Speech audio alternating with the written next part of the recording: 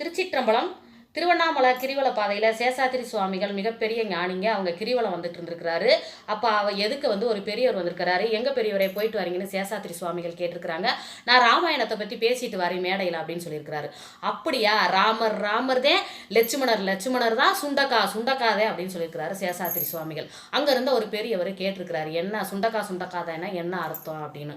அப்படிங்களா, ராமரையும் லட்சுமணரை பற்றியும் நம்ம பேசணும்னா அவங்க வழி நடக்கணும், இல்லைன்னா சுண்டக்கா மாதிரி தான் கசக்கும். ஒரு பெரியவர் சுண்டைக்காயை கையில் எடுத்துக்கிட்டு காசிக்குள்ள போய் கங்கை நதியில் முங்கியிருக்காரு. சுண்டைக்காயை கையில் வச்ச மணிக்கு வீட்டுக்கு வந்தாலும் கங்கை நதியில் முங்கியிருந்தோம் அந்த சுண்டைக்காய் வீட்டுக்கு வந்தாலும் கசக்க தான் செய்யும். கங்கை நதியில் முங்குனோம்னா இறைவனோட இரண்டரை கலக்கிற பக்குவம் இருக்கணும், பற்றற்று இருக்கணுங்க. இல்லாட்டி அந்த சுண்டக்காய் நிலமை தான்.